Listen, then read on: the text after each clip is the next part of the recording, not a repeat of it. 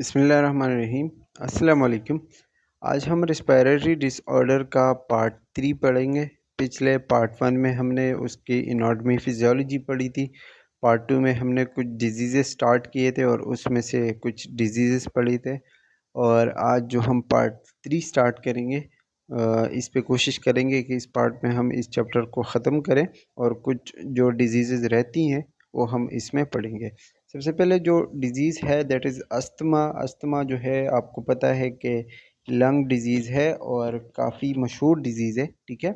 ये जो है एक क्रॉनिक लंग डिज़ीज़ है, मतलब ऐसी डिज़ीज़ है जो कि बहुत टाइम से मौजूद होती है लंग्स में, ठीक है। पुरानी डिज़ीज़ होती हैं और काफ़ी टाइम उसको होता है और इसका कोई ख़ास ट्रीटमेंट नहीं है, ठीक है। लेकिन इसके अंदर क्या होता है, narrowing and inflammation of the Airways. इसके अंदर हमारे जो एयरवेज़ है, मतलब ट्रेकिया, ब्रोंकाई वगैरह, जिससे हवा या एयर पास होती है, ठीक है। तो वो जो है वो तंग हो जाती है, नैरो हो जाती हैं, जिसकी वजह से बंदे को सांस लेने में मुश्किल होती है। आप ये पिक्चर में देख सकते हैं, ये जो अस्थमेटिक वो है ना, तो आप इसमें मतलब साफ पता चल जाता है। अच्छा जी, ये जो है मतलब किसी भी ट्रिगर की वजह से, ट्रिगर मतलब ये कि किसी भी चीज़ की वजह से हो सकता है, या हर वो चीज़ जो कि आपके एयरवेज़ को ख़राब कर सकता है, उसको जो है वो मसला पहुंचा सकता है, ठीक है। स्पेशली उनके अंदर हमारे ब्रोंकाई और ब्रोंक्यूल के अंदर जो मसल्स होते हैं, उनके अंदर इन्फ्लेमेशन हो जाती है। जब इन्फ्लेमेशन हो जाती है तो वो कंस्ट्रक्ट हो जाते हैं, मतलब उनकी साइज़ कम हो जाती है, ठीक है।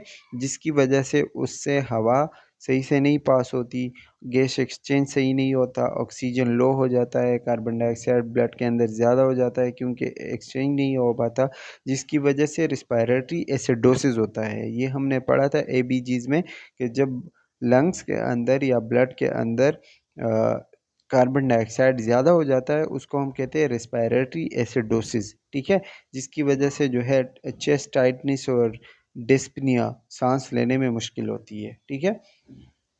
इसके अलावा जो हमारे स्मूथ मसल है, mucosa lining which contain special cells called goblet cells. Goblet cell एक किस्म के सेल्स होते हैं जो कि स्मूथ मसल के अंदर मौजूद होते हैं और इनका काम क्या होता है, म्यूकस सिक्रीट करना। तो ये जो गॉबलेट सेल है, ये कभी कभी जो है इन्फ्लेम हो जाते हैं, मतलब इसके अंदर इन्फ्लेमेशन हो जाती है और इसकी वजह से बहुत ज़्यादा म्यूकस रिलीज़ होना शुरू हो जाता है, बहुत ज़्यादा, ठीक है।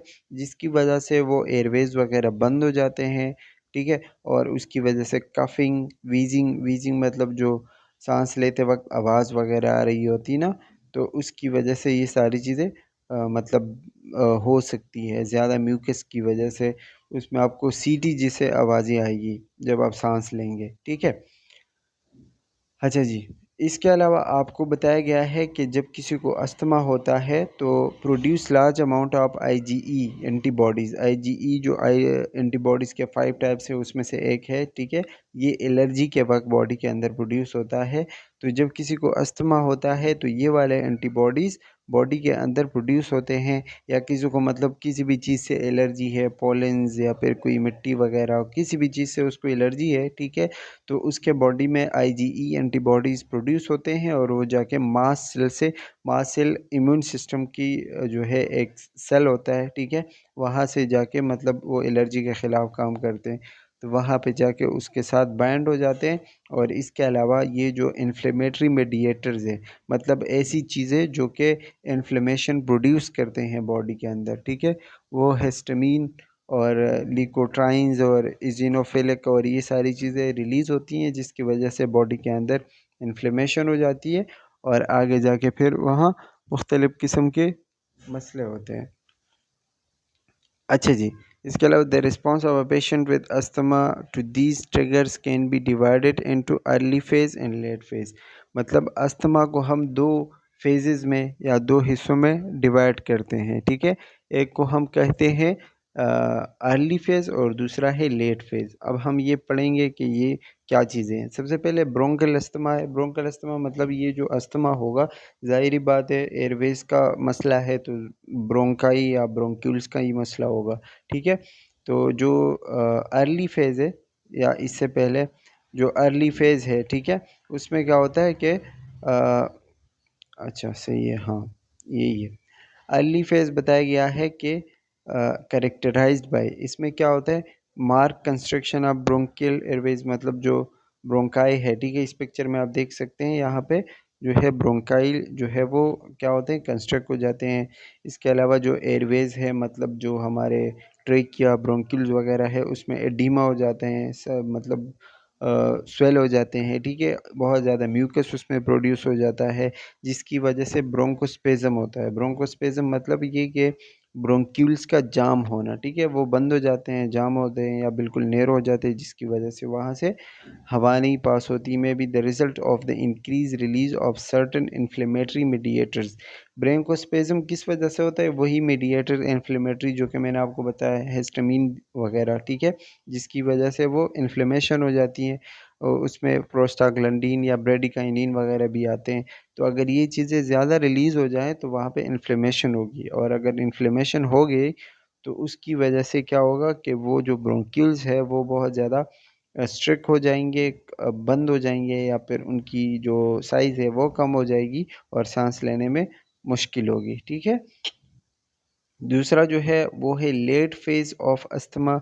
लेट फेज़ ऑफ अस्थमा जो है वो आपको साइन सिम्टम के बाद कुछ घंटे बाद आपको वो महसूस होंगे, मतलब आपको पहले साइन सिम्टम आएंगे अस्थमा के, ठीक है, सांस लेने में मुश्किल होगी और ये सारी चीज़ें, लेकिन इन्फ्लेमेशन वगैरह जो है उसके बाद आएंगी, ठीक है। अच्छा, द प्राइमरी मीडिएटर इन्फ्लेमेशन, वो इसमें भी वही है कि जो इन्फ्लेमेशन प्रोड्यूस करने वाले सेल्स है, ठीक है, वो इज़िनोफ़िल और ये सारी चीज़ें वहाँ पे आके मतलब जमा हो जाते हैं और उस एरिया पे इन्फ्लेमेशन प्रोड्यूस करते हैं। Subsequent infiltration of the airways tissue with white blood cell such is neutrophil, और ज़ाहिरी बात है जब इन्फ्लेमेशन होती है, ठीक है, तो वहाँ पे न्यूट्रोफिल, लिम्फोसाइट और ये सारी चीज़ें आती हैं, ये इन्फ्लेमेशन के रिस्पॉन्स में, ठीक है, और वहाँ पे जो है वो एक बहुत सारी चीज़ें जमा हो जाती है इन्फ्लेमेशन को ख़त्म करने के लिए। ये लेट फेज़ में होता है, ठीक है। इन्फ्लेमेशन है तो जस्ट इन्फ्लेमेशन के साथ फिर जितनी भी चीज़ें रिलेटेड है वो वहाँ पे होंगी। अच्छा जी, इसके अलावा कॉजेज़ की बात करें तो कॉजेज़ में या तो जेनेटिकल होगा, या फिर एनवायरनमेंट की वजह से हो सकता है, या फिर जो ट्रिगर्स हैं जो कि मैंने आपको बताई, ठीक है, उसकी वजह से हो सकता है, या फिर एनवायरनमेंट की वजह से, मतलब किसी चीज़ से आपको एलर्जी है, ठीक है, ज़्यादातर एलर्जी की वजह से हो सकता है। ये बहुत सारी चीज़ आपको बताई गई है, स्मोक, पोल्यूशन, पॉलन, परफ्यूम और बहुत सारी, जिस चीज़ से भी आपको एलर्जी है उसकी वजह से हो सकता है। कभी कभी बॉडी के अपने मसले होते हैं, जैसे रिस्पायरेटरी इन्फेक्शन, रिस्पायरेशन में कोई रिस्पायरेटरी सिस्टम में कोई इन्फेक्शन है।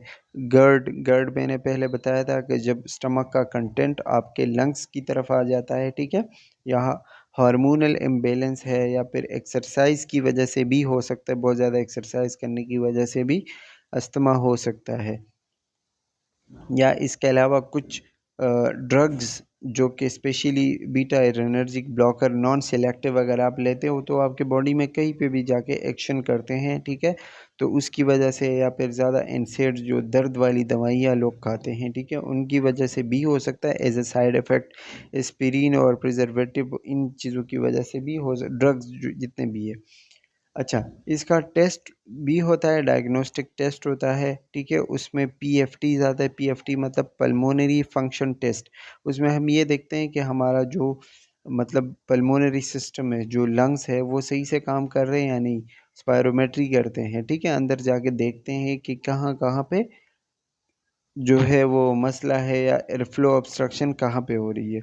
इसके अलावा पीईएफ, पीक एक्सपायरेटरी फ्लो, मतलब ये कि कितना जो है वो सांस बाहर आ रहा है और कितना अंदर जा रहा है, ठीक है, वो फ्लो हम देख रहे होते हैं। इसके अलावा चेस्ट एक्सरे करते हैं तो वो तो पता है कि चेस्ट एक्सरे में हमें चेस्ट का पता चलता है, लंग्स वगैरह का। इसमें आपको पीएफटी का बताया गया है, पल्मोनरी फंक्शन टेस्ट। ये जो है लंग फंक्शन टेस्ट है, मतलब इसमें हम लंग देखते हैं, लंग का वॉल्यूम और फ्लो देखते हैं कि कितना इसका वॉल्यूम है, कितना ऑक्सीजन अंदर बाहर जा रहा है ब्रीदिंग के दौरान, ठीक है। इसका पर्पस वही है कि अस्थमा के लिए, या कोई कॉबडी डिजीज़ है, या कोई और रिस्ट्रक्टिव डिजीज़ है, ठीक है, उसके लिए हम करते हैं ताकि हमें अच्छे से पता चले। और इसके अलावा उसका फिर आगे जाके हमें ट्रीटमेंट का भी मतलब इससे अंदाज़ा लगा सकते हैं कि ट्रीटमेंट किस तरीके से देनी है। इसके कंपोनेंट क्या-क्या होते हैं? स्पायरोमेट्री मतलब उससे हम जो है लंग और एयर फ्लो का वॉल्यूम देखते हैं कि कितना ब्लड उसमें जो है ब्लड नहीं सॉरी एयर अंदर और बाहर जाता है, ठीक है? पीएफ जो है ये भी एयर फ्लो जो है उसमें देखता है कि कितना एयर फ्लो हो रहा है। और लंग वॉल्यूम में वही रेजिडुअल वॉल्यूम, वाइटल कैपेसिटी और ये सारी चीज़ें कि लंग के अंदर कितना ऑक्सीजन रहता है, कितना बाहर जाता है, कितना लंग्स के लिए जो ज़रूरी होता है अबाउट 500 ml, ठीक है? तो वो वैसे ही रहता है, वो ना बाहर जाता है ना अंदर जाता है, वो एक ही जगह पे रहता है। प्रोसीजर क्या होता है कि involve breathing into spirometer connected computerize rays होते हैं, कंप्यूटर पे वो सब कुछ नज़र आ रहा होता है और इसमें जो है वो एक सिस्टम इसमें लगा होता है। अच्छा, इसके अर्ली साइन्स या फिर जो जिन चीज़ों से हमें पता चलता है, ठीक है, वो क्या-क्या है? सबसे पहले तो शॉर्टनेस ऑफ ब्रीथ है, ईज़िली बंदा जो है वो थक जाता है, कोई भी काम करते वक़्त थक जाएगा, उसको बहुत ज़्यादा कफ़िंग होगी स्पेशली नाइट टाइम में, ठीक है? और मतलब कफ़ की वजह से उसको नींद तक नहीं आएगी। इसके अलावा कॉमन कोल्ड जैसे जैसे नज़ला ज़ुकाम वगैरह होता है, ठीक है? उसके जैसे उसको साइन सिम्पटम होंगे। इरिटेबल होगा मतलब उसको इरिटेशन जिस तरह बेचैनी होती है, ठीक है? व्हीज़िंग मतलब साँस वग़ैरह आती हैं और साँस में जो है ना आवाज़ आती हैं और इसके अलावा reduce peak flow meter reading जो मतलब मीटर जो होता है, ठीक है? उसमें आपको डायरेक्ट पता चलेगा कि इसका जो फ्लो है या जो सैचुरेशन है वो बहुत ज़्यादा कम हो रहा है, ठीक है? साइन सिम्पटम की बात करें तो साइन सिम्पटम वही है कि चेस्ट टाइटनेस होगी, व्हीज़िंग मतलब साउंड आएगा ड्यूरिंग आस्कल्टेट जब आप करोगे, ठीक है? तो उस वक़्त आपको साँस लेते वक़्त साउंड महसूस होगी, कफ़िंग हो सकती है और ब्रीदिंग में मसला हो सकता है, ठीक है? स्पेशली एक्सहेलिंग में और रेस्पिरेटरी रेट उसका इंक्रीज़ हुआ होगा। क्यों? क्योंकि उसने जो है ऑलरेडी ऑक्सीजन की कमी है, उसने ज़्यादा ऑक्सीजन लेना है तो वो जल्दी-जल्दी साँस लेगा, तो रेस्पिरेटरी रेट उसका जो है वो ज़्यादा होगा, ठीक है? इसके अलावा नर्सिंग इंटरवेंशन है, नर्सिंग इंटरवेंशन में आपने वाइटल साइन देखने होते हैं, मरीज़ को कम्फ़र्ट और काम रखना होता है, उसको फॉलर पोज़ीशन में मतलब थोड़ा उसका थोड़ा-सा हेड जो है ऊपर की तरफ होता है, ठीक है? इसके अलावा हम उसको ब्रोंकोडायलेटर देते हैं। वो ड्रग देते हैं जो कि ब्रोंक्यूल्स को डायलेट करते हैं, उसका साइज़ बढ़ाते हैं। ऑक्सीजन लेवल हम उसका 95 टू 99% रखते हैं मतलब सैचुरेशन उसकी सही होनी चाहिए, ऑक्सीजन सही मिलनी चाहिए, ठीक है? और इसके अलावा वही रीडिंग वग़ैरह हम देखते हैं कि 50% से तो बिल्कुल कम ना हो, अगर कम हो तो फिर मसला हो सकता है। स्किन कलर देखते हैं कि कोई मसला तो नहीं हो रहा, स्किन कलर चेंज तो नहीं हो रहा ऑक्सीजन की वजह से। अच्छा, इसके मेडिकेशन बताए गए हैं, मेडिकेशन में जो है ब्रोंकोडायलेटर है, वही मैंने आपको बता दिया कि ब्रोंक्यूल्स की साइज़ को बढ़ाते हैं, बीटा एगोनिस्ट, एंटीकोलिनर्जिक और थियोफाइलिन वगैरह आते हैं इसमें। इसमें जो है ज़्यादातर इन्हेलेशन के ज़रिए देते हैं, मतलब साँस के ज़रिए या फिर जो मतलब वो ट्यूब वगैरह आता है, ठीक है? उसी तरीके से, लेकिन इसमें जो थियोफाइलिन है ये हम ये ओरली देते हैं, ठीक है? इसके अलावा शॉर्ट एक्टिंग बीटा एगोनिस्ट ये भी ड्रग है एल्बेट्रॉल के नाम से जो आते हैं ये तो इन्हेलर के ज़रिए भी देते हैं या फिर न्यूबलाइज़र भी देते हैं। ये जो है फास्ट एक्टिंग है मतलब बहुत ज़्यादा तेज़ काम करते हैं ड्यूरिंग अस्थमा अटैक, ठीक है? और इसके अलावा जब स्पेशली उस अस्थमा में जो एक्सरसाइज़ के बाद हो मतलब किसी ने एक्सरसाइज़ की है और उसको अब साँस लेने में मुश्किल हो रही है तो उसको आप ये वाले दे सकते हो क्योंकि फ़ास्ट एक्टिंग है, ठीक है? लेकिन ये जो है आप रोज़ाना उसको नहीं दे सकते, डेली ट्रीटमेंट नहीं है, ये बस उस एक्सरसाइज़ के बाद अगर उसको अस्थमा का मसला हो रहा है, अटैक हो रहा है, फिर आप उसको ये दे सकते हो। अच्छा, ये इसमें लिखा हुआ है कि अगर मरीज़ इन्हेलर हफ़्ते में 2 दफ़ा से ज़्यादा यूज़ कर रहा है, ठीक है? तो मतलब ये कि उसका जो अस्थमा है वो बहुत ज़्यादा ख़तरनाक है, कंट्रोल में नहीं है, तो फिर आपने उसका सही इलाज करना होगा। इसके अलावा लॉन्ग एक्टिंग बीटा एगोनिस्ट है, लॉन्ग एक्टिंग में जो है आपके पास सल्मेट्रोल, सिम्बेकॉर्ट और ये बहुत सारे ड्रग आते हैं, ठीक है? ये जो है लॉन्ग एक्टिंग तो है लेकिन इसके साथ-साथ कॉर्टिकोस्टेरॉइड भी देते हैं। मतलब ये जो है कॉम्बिनेशन में देते हैं, ठीक है? और ये एक्यूट अस्थमा में नहीं देते, ये चीज़ आपने याद रखनी है। ये आप क्रॉनिक अस्थमा में दे सकते हो लेकिन एक्यूट में नहीं दे सकते। Side effect of these medication, इसका जो है वो साइड इफ़ेक्ट हो सकते हैं टेकिकार्डिया, फीलिंग नर्वस और जटरी, मतलब जो जटरी भी वही नर्वस को कहते हैं कि आपको बेचैनी हो रही है, हार्ट रेट वगैरह आपने देखना होता है, डिसरिथमियास हो सकती है। अच्छा, एंटीकोलिनर्जिक जो है वो बी ड्रग्स है, ड्रग की क्लास है, ये हम पढ़ चुके हैं ऑलरेडी फार्माकोलॉजी में, ठीक है। आइप्राट्रोपियम ये भी देते हैं, ये ब्रोंकोडायलेटर है, शॉर्ट एक्टिंग है, मतलब जल्दी काम करता है, ठीक है, और जल्दी ख़त्म भी होता है, और इसकी वजह से एयरवेज जो है वो रिलैक्स होते हैं, मतलब उसका साइज़ बड़ा होता है तो सांस लेने में आसानी हो जाती है, ठीक है। अच्छा, ये उन लोगों में देते हैं जो शॉर्ट एक्टिंग बीटा एगोनिस्ट मतलब नहीं टॉलरेट कर पाते, तो फिर ये एंटीकोलिनर्जिक पे आते हैं।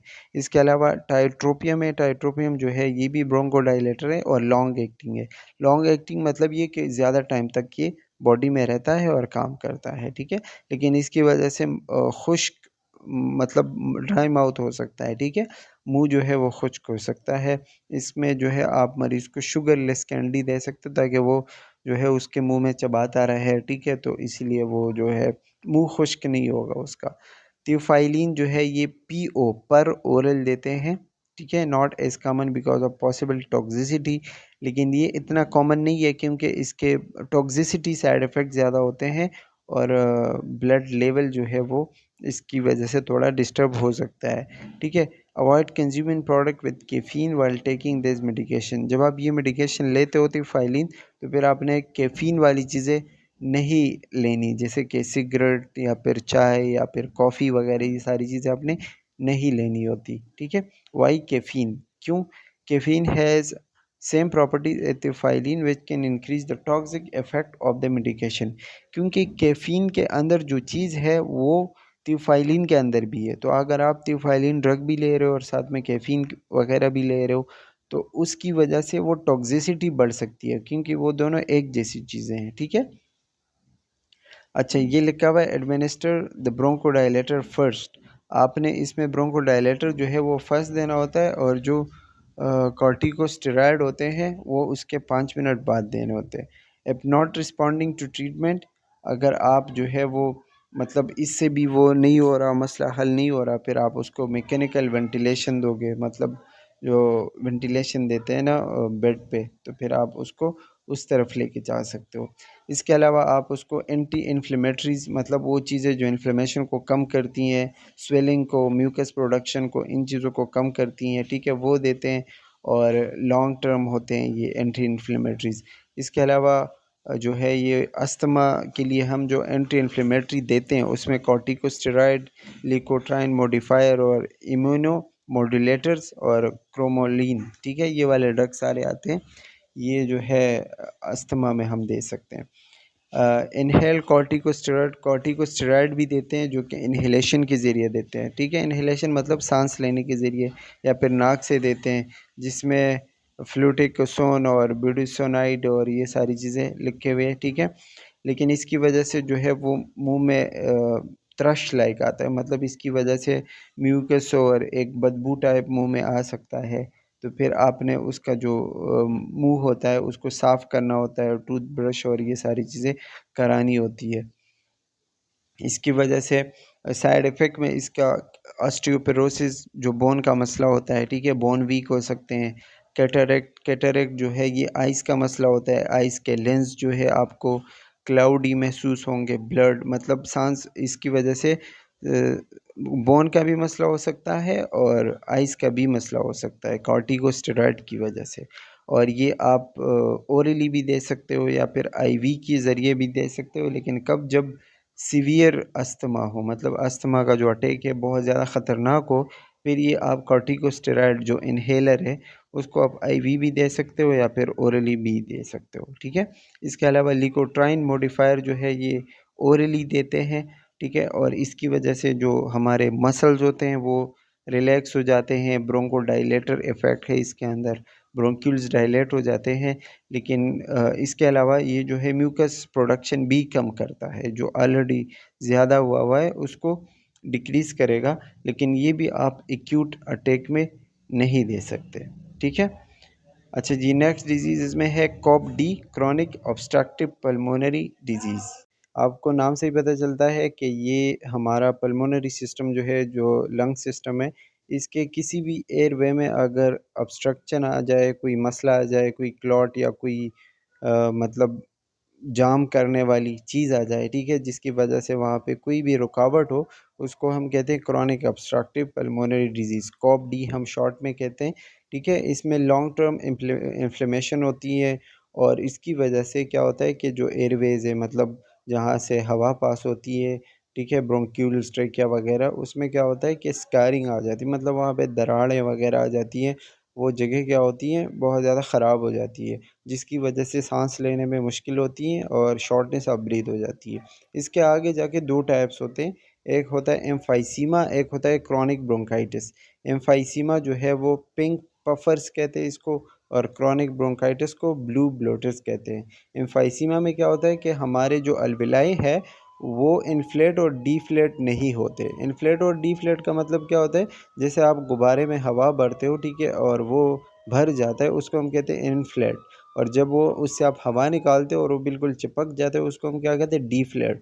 तो इसी तरह हमारे अल्विलाई भी होते हैं, अगर उसमें ऑक्सीजन आती है बाहर से, ठीक है, और उसमें सही तरीके से गैस एक्सचेंज होती है, तो वो नॉर्मली इन्फ्लेट और डीफ्लेट होते हैं। लेकिन जब उनमें एम्फाइसीमा वाली कंडीशन आ जाती है, मतलब उन पे इन्फ्लेमेशन और ये सारी चीज़ें हो जाती है, तो फिर उनके अंदर से ये एबिलिटी ख़त्म हो जाती है, मतलब वो इन्फ्लेट और डीफ्लेट नहीं होते, और इस कंडीशन को हम कहते हैं एम्फाइसीमा। ठीक है। दूसरा है क्रॉनिक ब्रोंकाइटिस। क्रॉनिक ब्रोंकाइटिस जो है ये एक डिज़ीज़ है, वो भी एयरवेज़ का ही मसला है, जिसमें ज़्यादा से ज़्यादा कफ़, मतलब खांसी होती है, और खांसी में ना वो स्प्यूटम आता है, ठीक है, जिसकी वजह से वो सांस लेने में मुश्किल होती है, सीने में दर्द होता है, और ये चीज़ तकरीबन 3 महीने तक लगातार होता रहता है। लेकिन इसमें एक और भी चीज़ है कि ये कंसेक्यूटिव, मतलब 2 साल के बाद आपको ये दोबारा आएगा, मतलब 3 महीने तक रहा, फिर ये सही हो गया, फिर 2 साल के बाद वापस आएगा, 3 महीने तक रहेगा, फिर आएगा, ठीक है। तो ये क्या होता है, या फिर ये 2 साल तक मुसलसल रहता है, ठीक है, इस कंडीशन को फिर हम क्रॉनिक ब्रोंकाइटिस कहते हैं। इसको हम ब्लू ब्लोटर्स भी कहते हैं। ब्लू ब्लोटर मतलब साइनोसिस, ठीक है, साइनोसिस आपने पढ़ा होगा कि ऑक्सीजन की कमी को कहते हैं, हाइपोक्सिया को कहते हैं, जिसकी वजह से क्या होता है कि आपके बॉडी के अंदर जो है वो मतलब ब्लू कलरेशन आ जाती है, स्पेशली फिंगर्स पे, लिप्स पे, आइज़ में, ठीक है, यहाँ पे ब्लू कलर आ जाती हैं, और इसकी वजह से राइट साइड हार्ट फेलियर भी होता है। राइट साइड से, क्योंकि हार्ट के राइट साइड से ब्लड आता है, ठीक है, लंग्स में। अब वहाँ से अगर लंग्स में वही क्रॉनिक ब्रोंकाइटिस है, कोई मसला है, तो ज़ाहिर-सी बात है वहाँ से ब्लड आएगा नहीं, और वहाँ पे जमा होता रहेगा लंग्स में, सॉरी हार्ट में, ठीक है। हार्ट में जब जमा होता रहेगा, तो वहाँ पे हार्ट में जगह ख़त्म होके फिर वो वेन्स और एडिमा हो जाएगी ना, जिसकी वजह से जो है वो हार्ट पंप नहीं कर पाएगा। राइट साइड हार्ट फेलियर हम ऑलरेडी कार्डियोवास्कुलर डिजीज़ में पढ़ चुके हैं, ठीक है? तो उसकी वजह से राइट हार्ट फेलियर भी हो सकता है।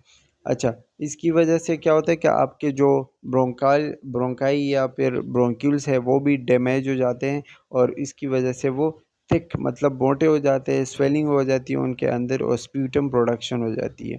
और इसमें person is unable to exhale, मतलब ये कि जब वो बंदा साँस मतलब साँस आउट नहीं कर पाता, जैसे हम साँस छोड़ते हैं ना, तो साँस नहीं कर पाता, वो ज़्यादा से ज़्यादा साँस लेता है, मतलब साँस आता तो है, ऑक्सीजन आती है, लेकिन आउट नहीं होता, जिसकी वजह से जो लंग्स होते हैं वो हाइपर इन्फ्लेट हो जाते हैं। इन्फ्लेशन मतलब ये कि लंग्स का साइज़ बढ़ता है। अगर किसी चीज़ के अंदर आप हवा भरते हो, तो ज़ाहिर-सी बात है उसका साइज़ बढ़ेगा।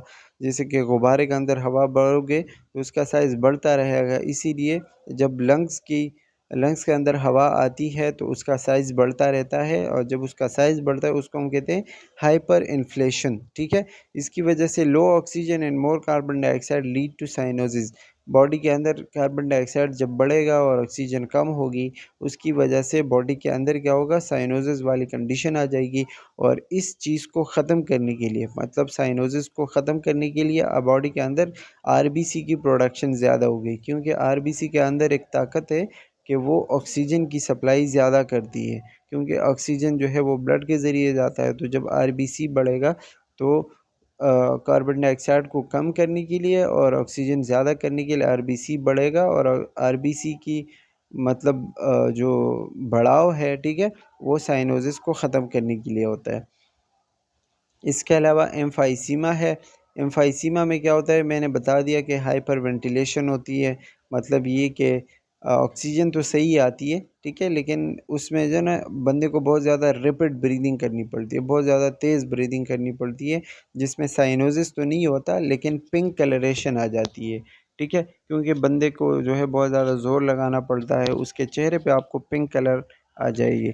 इसमें क्या होता है, मैंने आपको बता दिया कि इन्फ्लेट और डिफ्लेट नहीं होता अल्वेलाई के अंदर, और जो भी मतलब एयर होता है वो वहाँ पे ट्रैप होने लगता है, जिसकी वजह से जो लंग्स है वो हाइपर इन्फ्लेशन में चले जाते हैं, बता दिया है पहले, और वहाँ पे वॉल्यूम बहुत ज़्यादा हो जाता है, जिसकी वजह से हमारा जो डायफ्राम है वो भी बिल्कुल फ्लैट हो जाता है। नॉर्मली वो डूम शेप का होता है, मतलब एक गुंबद जैसा होता है, ठीक है, लेकिन जब वॉल्यूम बढ़ता है लंग्स का और हवा बाहर नहीं जाती, तो अंदर जो डायफ्राम है वो बिल्कुल सीधा मतलब फ्लैट हो जाता है, ठीक है।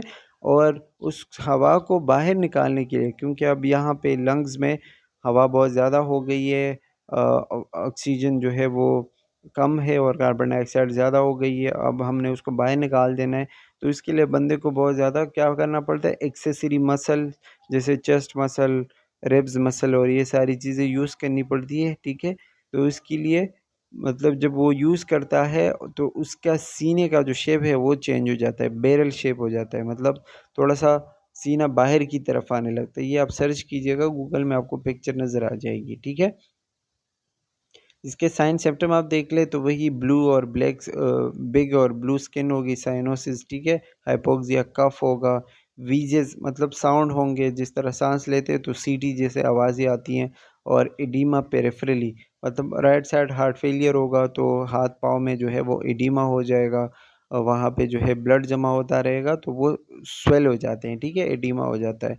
इसके ये चीज़ें जो है क्रॉनिक ब्रोंकाइटिस में होती है। एम्फाइसीमा की बात करें तो वहाँ पिंक जो है वो स्किन होगी, चेस्ट बैरल होगा, कोई क्रॉनिक कफ नहीं होगा, और ट्राइपोडिंग होगी। ट्राइपोडिंग मतलब ये कि बंदा साँस लेने के लिए बहुत कोशिश करेगा और ज़ोर-ज़ोर से साँस लेगा, और अपने हाथ जो है वो अपने नीज़ के ऊपर रख के अपना सर थोड़ा-सा नीचे की तरफ करता है, ठीक है?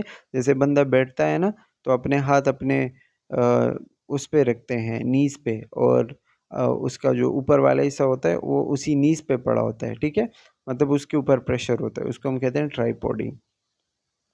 अच्छा, इसके अलावा इन दोनों में आपको फ़र्क बताया गया है, तो ये वही है क्रॉनिक ब्रोंकाइटिस और एम्फाइसीमा में, कि क्रॉनिक में जो है वो डिस्पनिया कम होता है, मतलब साँस लेने में मुश्किल बहुत कम होती है, और एम्फाइसीमा में ज़्यादा होता है।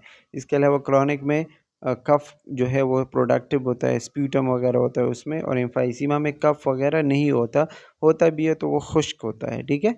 क्रॉनिक में जो है वो साइनोसिस होता है और एम्फाइसीमा में नहीं होता। ये पढ़ लीजिएगा आप, वही उम्र का बताया गया है, सिगरेट स्मोकिंग और ये सारी चीज़ें। अच्छा, इसके अलावा नर्सिंग इंटरवेंशन में हमने जो है ऑक्सीजन के सैचुरेशन को नॉर्मल रखना होता है, 88 टू 93% रखना है, ठीक है?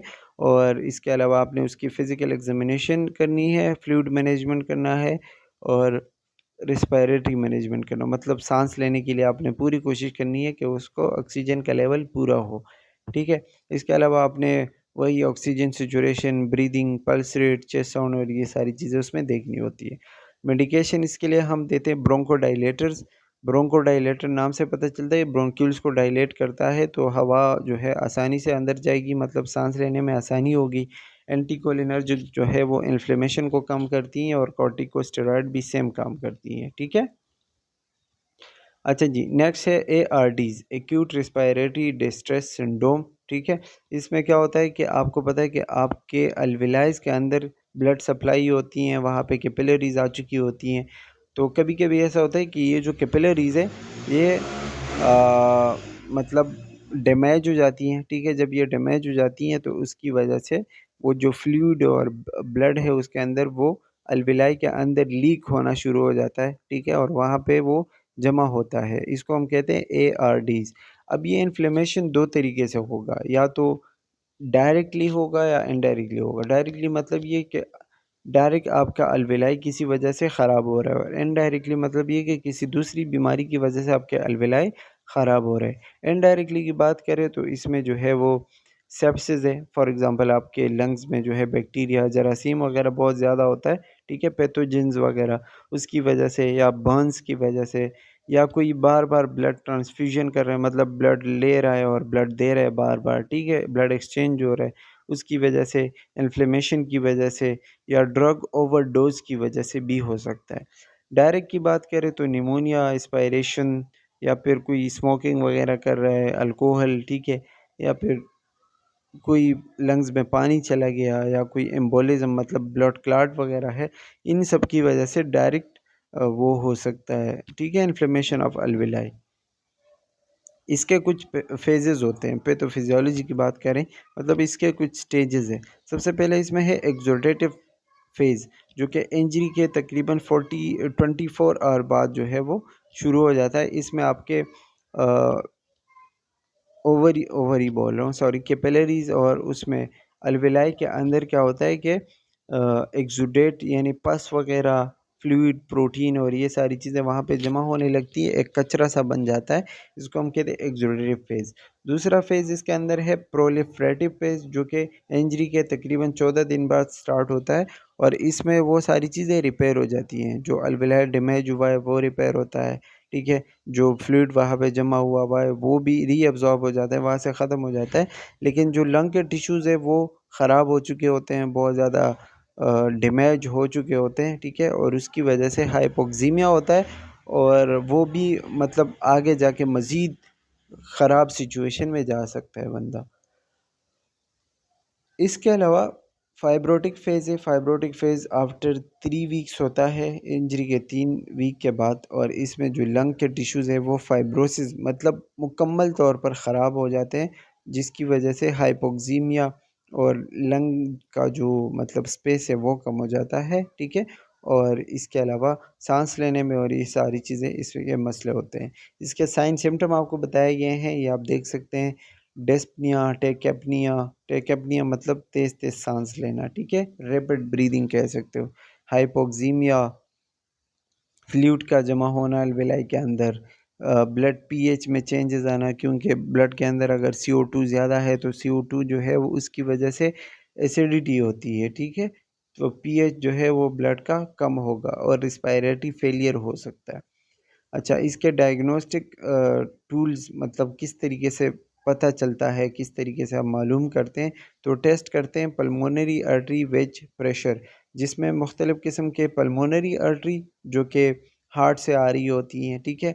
उसमें प्रेशर देखते हैं, और लंग्स के अंदर प्रेशर देखते हैं, और स्पेशली उसके लंग के अंदर जो है ना, अगर एटमॉस्फेरिक प्रेशर की जो हमने बात की थी, अगर 18 से कम हो रहा है, ठीक है, वो प्रेशर, तो हमें पता चलता है कि हाँ, ARDS की उसमें बीमारी है, ठीक है? फिर उसके बाद हम कोई कैथेटर वगैरह डालते हैं पल्मोनरी आर्टरी में, उसमें एक बलून होता है जिसकी वजह से वो आर्टरी खुल जाती है, ठीक है? तो उसकी वजह से वो ब्लड फ्लो वगैरह जो है वो सही हो सकता है, ठीक है? नर्सिंग इंटरवेंशन की बात करें तो आपने ज़ाहिरी बात है एयरवेज़ वगैरह को मेंटेन करना होता है, साँस लेने में उसको आसानी पैदा करनी होती है। Mechanical ventilation with PEEP, mechanical ventilation का मतलब ये होता है कि जैसे वो मास्क वगैरह लगाते हैं ना, ऑक्सीजन देते हैं, तो वो आपने देखना होगा। पीप का मतलब पॉजिटिव एंड एक्सपायरेटरी प्रेशर, कि उसका इन्हेलेशन और एक्सहेलेशन जो है वो सही हो, और बिल्कुल नॉर्मली वो चल रहा हो, ठीक है? एडजस्ट पीप लेवल, उसमें हम कोई थोड़ा-सा वाटर देते हैं ताकि वो जो अलविलाए आपस में चिपके हुए हैं या जो कोलैप्स हुए हुए हैं, ठीक है? वो वापस इन्फ्लेट हो जाएँ, वापस अपने नॉर्मल सिचुएशन में आ जाएँ, और उसकी वजह से जो गैसियस एक्सचेंज हो, ठीक है? वो आसानी के साथ हो, इम्प्रूव हो, ठीक है? और ज़्यादा से ज़्यादा फ्लूइड वहाँ पे जमा ना हो। इसके अलावा हम इंट्राथोरेसिक प्रेशर देखते हैं, मतलब जो थोरेसिक कैविटी है, जो चेस्ट कैविटी है, उसके अंदर प्रेशर अगर बहुत ज़्यादा है, उसको कम करना पड़ता है, प्रेशर को कम करना पड़ता है ताकि लंग्स और अलविलाए सही से काम करें। कार्डियक आउटपुट अगर कम है तो उसको इंक्रीज़ करना होगा, क्योंकि ब्लड को ऑक्सीजन चाहिए होता है, ठीक है? इसके अलावा लंग के अगर कोई मसले हैं तो वो हमने रिपोर्ट करने आगे जाके। और एबीजीज करने होते हैं। एबीजीज हम ब्लड में जो है एसिडिटी और अल्कलाइन वगैरह स्टेट्स देखने के लिए हम करते हैं। और रिस्पायरेटरी फंक्शन देखते हैं, प्रोन पोजीशनिंग में उसको लेटाते हैं। ऑक्सीजन सप्लाई जो है वो करते हैं। फैसिलिटेट ड्रेनेज, अगर उसमें ब्लड में और लंग्स में कोई चीज़ें जो है वो ज़्यादा हो रही हैं, स्प्यूटम फ्लूइड वगैरह ज़्यादा हो तो उसको हम ड्रेन करते हैं, ठीक है। सक्शनिंग वगैरह जो करते हैं उसको बाहर निकालते हैं और उसको हम सांस लेने में मदद करते हैं और मूवमेंट में और इन सारी चीज़ों में जो है वो हम हेल्प करते हैं। इसमें लिखा हुआ है एटेलेक्टेसिस प्रिवेंशन, ये हम आगे पढ़ेंगे। इसमें लंग्स का जो शेप है वो चेंज हो जाता है तो हम उसको मतलब प्रिवेंट करते हैं। आगे पढ़ेंगे, आपको डिटेल से समझ आ जाएगा। अच्छा, नेक्स्ट डिजीज़ है हमारे पास प्लूरेसी। प्लूरेसी जो है inflammation of the pleural membrane, ठीक है। हमारे लंग्स के इर्द गिर्द जो मेम्ब्रेन है जिसको हम प्लूरल मेम्ब्रेन कहते हैं, अगर उसमें इन्फ्लेमेशन आ जाए उसको हम कहते हैं प्लूरेसी, ठीक है। ये ज़्यादातर लंग डिजीज़ की वजह से होता है, जैसे कि निमोनिया या ट्यूबरकुलोसिस या फिर किसी इंजरी या ट्यूमर की वजह से भी हो सकता है। ये बहुत ज़्यादा पेनफुल होता है, बहुत ज़्यादा शार्प और स्टेबिंग मतलब चुभने वाला पेन होता है, ठीक है।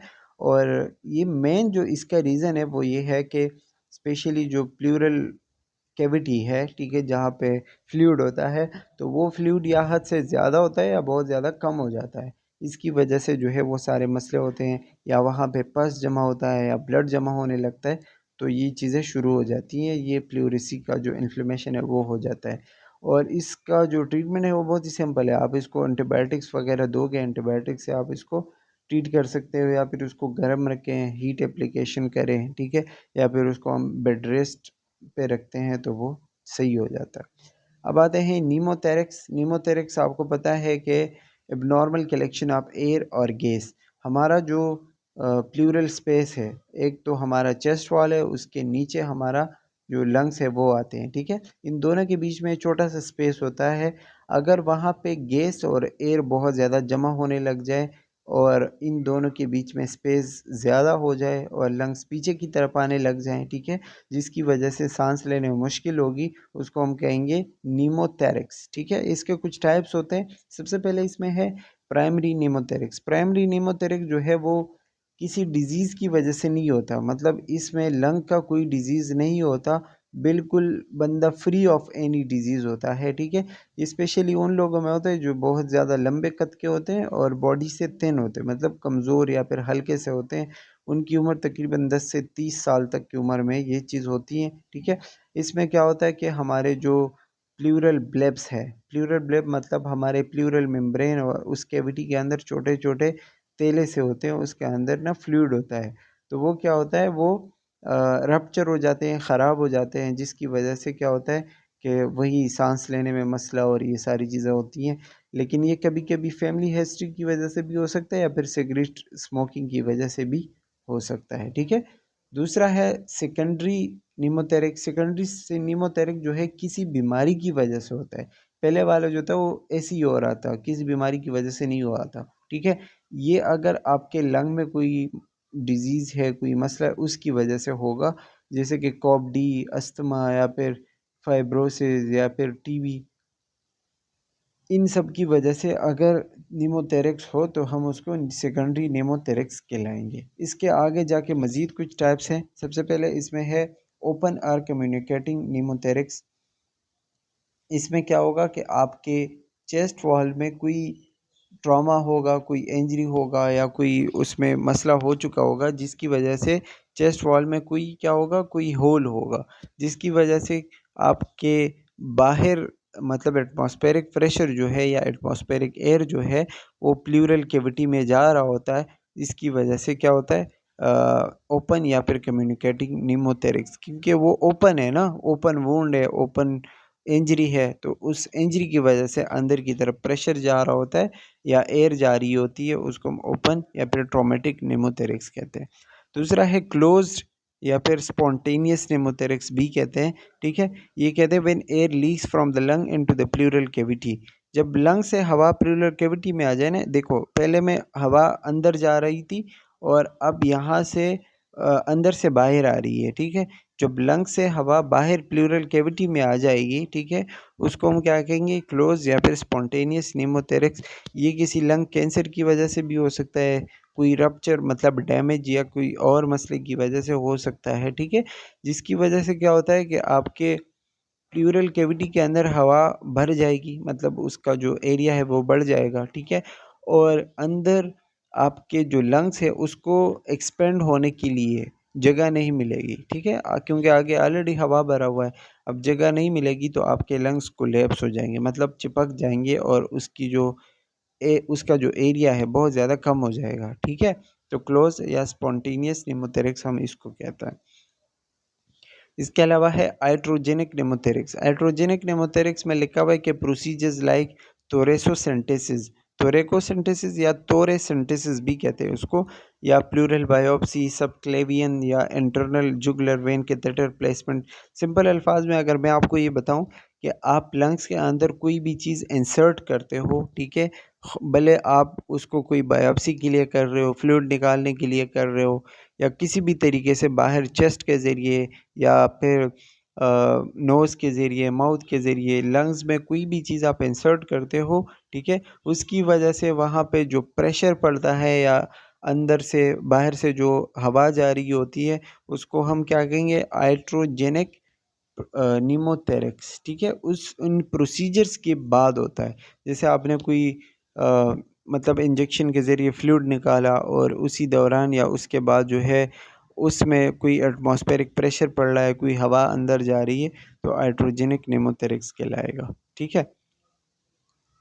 इसके अलावा है टेंशन निमोथेरिक्स। टेंशन निमोथेरिक्स में क्या होता है कि a condition in which there is one way movement, इसमें वन वे मूवमेंट होगा, हवा अंदर जाएगी, ठीक है, तो बाहर वापस नहीं आएगी। जैसे कि इस डायग्राम में आप देख सकते हैं, आपको बताया गया है कि हवा अंदर की तरफ जा रही है, लेकिन जैसे ही वो अंदर जाती है तो पीछे से जिस रास्ते से वो गई है, ठीक है, वो रास्ता बंद हो जाता है, या वहाँ पे थोड़ा बहुत जो मतलब कचरा वगैरह वो जमा हो जाता है, तो फिर उसके बाहर आने के चांसेस नहीं होते, वो हवा अंदर ही रहती है, जिसकी वजह से आपके जो लंग्स होते हैं, ठीक है, वो कोलैप्स हो जाते हैं, मतलब हवा बहुत ज़्यादा भर जाते हैं, तो फिर वो क्या होता है, मतलब मज़ीद उसमें एक्सपेंड होने की वो सलाहियत नहीं होती, ठीक है।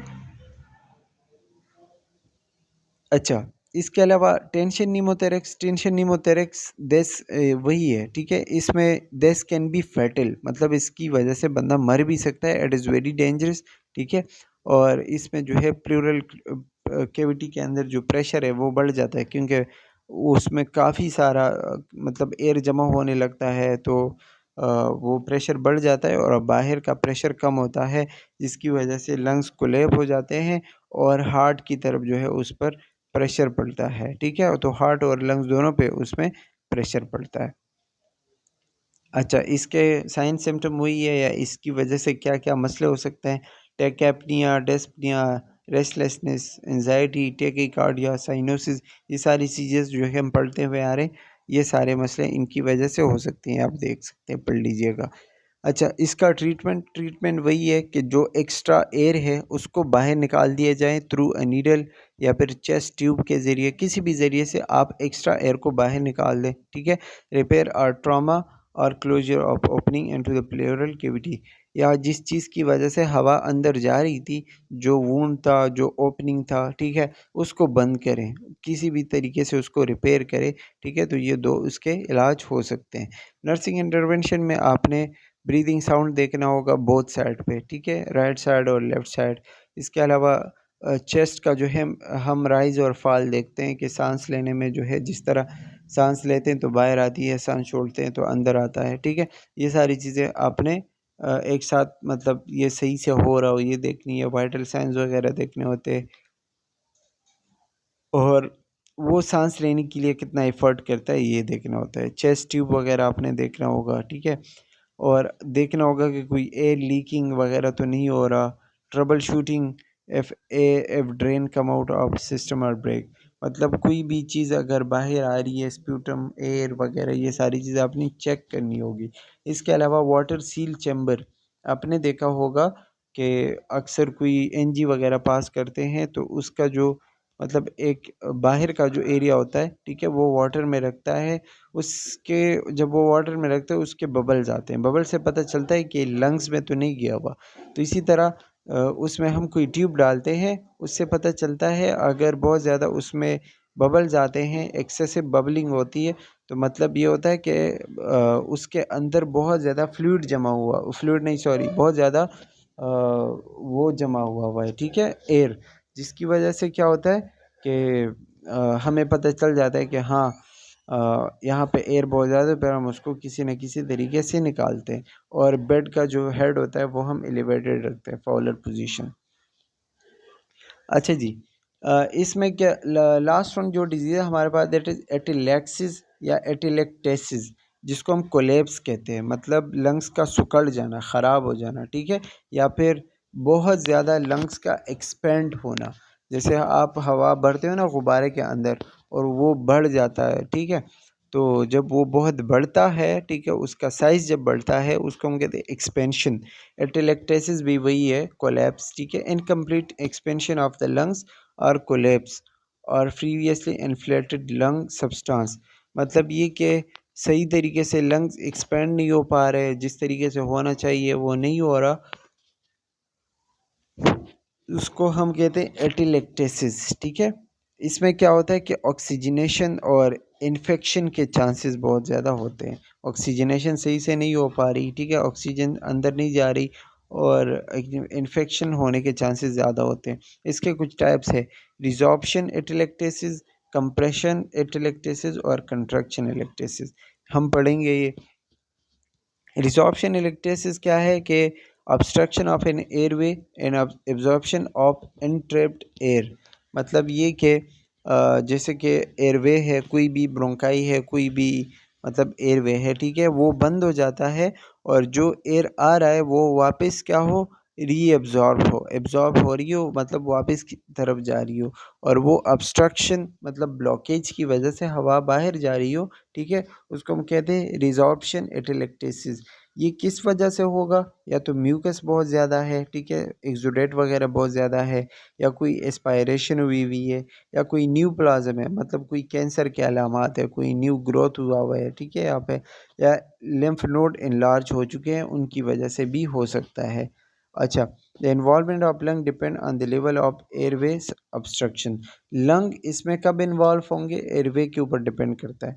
अगर एयरवे बहुत ज़्यादा उसके अंदर मतलब इन्वॉल्व है, बहुत ज़्यादा बंद है, तो उसकी वजह से लंग्स भी उसी चीज़ के ऊपर डिपेंड होंगे, ठीक है, फिर उसकी वजह से लंग भी ख़राब हो सकता है। Lung volume is diminished in the mediastinum में शिफ्ट टुवर्ड द एटिलेक्टिक लंग, ठीक है, लंग वॉल्यूम जो है उसमें कम हो जाता है, उसके अंदर हवा नहीं आती, तो लंग वॉल्यूम जो है उसमें कम हो जाता है, ठीक है। दूसरा है कंप्रेशन एटिलेक्टेसिस।